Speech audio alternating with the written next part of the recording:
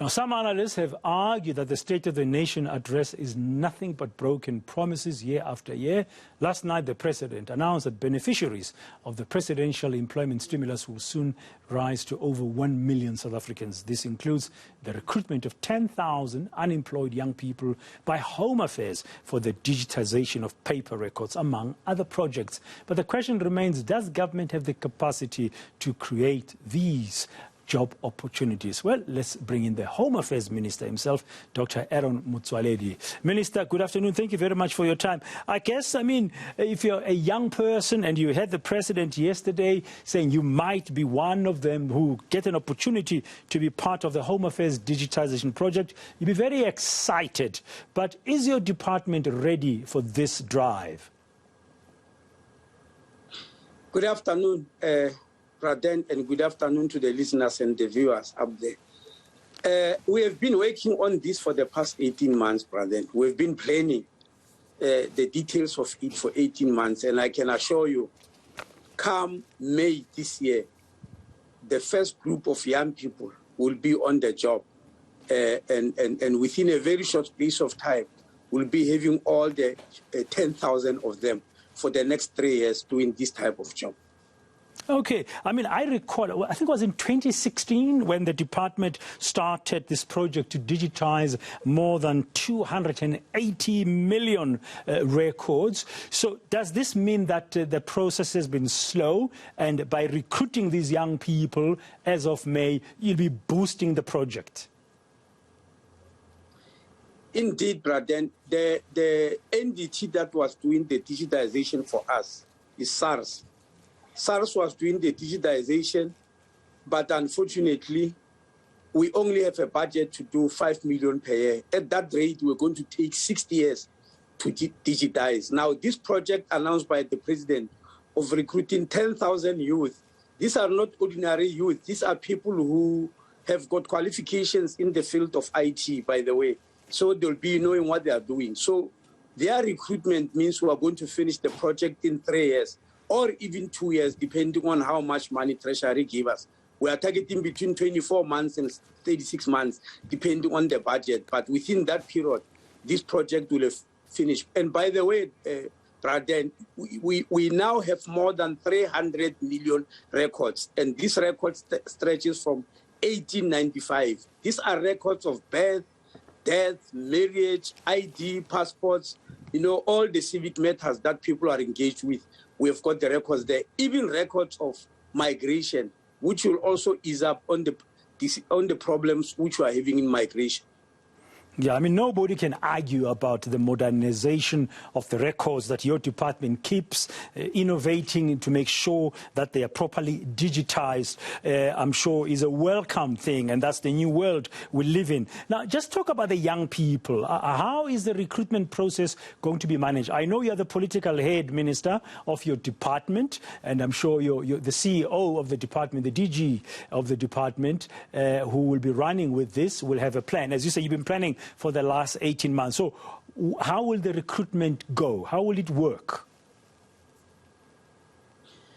Braden, we are intending to call a press conference next week because we need to outline this very clearly. Since there's so much unemployment, as you say, every young person will be excited. They will have to know what to do.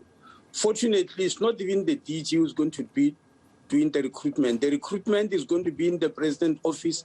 We are using the same method that was used to recruit more than 350,000 teacher assistants. That worked very well. There were no favors. There was no corruption. It's a well-proven method. We are going to use the same method. But all I can assure you is that there are going to be no favors, no corruption, or no cronyism or any of the things that people used to complain about. They won't be there. It will be fair. And our policy is that 60,000 of these young people will have to be women. So that's very clear. Only 40% will be men. So 6,000 women, 4,000 will be men. Are you planning on drawing them from all over the country in terms of representativity? Yes, because Braden, they are going to be doing this work province by province. It's a national project, but some of them will be based in provinces, because we are going to avoid the young people coming in. Look, they are earning a stipend, which of course is quite good, if I must say. But we don't want them to waste that money looking for accommodation, transport, etc. So many of them will be located in their various provinces, and all the 10 provinces, I mean all the 9 provinces in the country will be covered, because we have got home affairs in all the 9 provinces. Yeah, so just to clarify, before I let you go, Dr. Motsoaledi, the employer is not Home Affairs, it's the presidency for these young people? No, it's Home Affairs. I'm saying the method of recruiting has been used in the presidency when they were recruiting for 350 teachers. I just forgot the name of the method, but there is a sort of a structure or an entity which they use to recruit young people. So what the president is going to do is just going to help us by recruiting them, but the employer is going to be Home Affairs. Okay, no, thank you very much. We'll have to wait then and see for those details that you say your department will outline at a press briefing in the near future.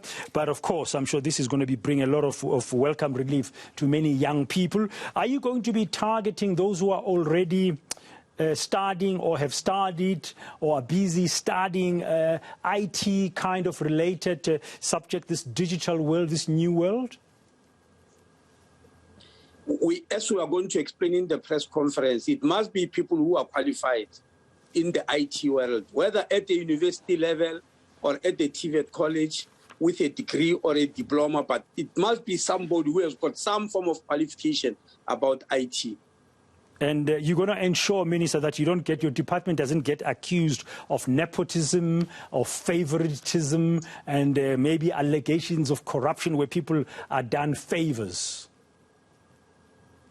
Yes. That's exactly what we are going to explain in the press conference.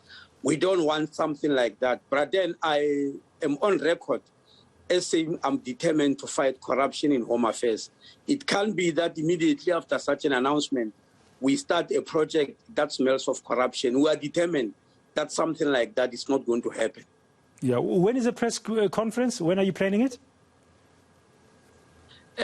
Because we still have a debate on SONA, in which I'm going to take a part. We think we'll do it after SONA, maybe on Thursday. The earliest we can do it is Thursday next week.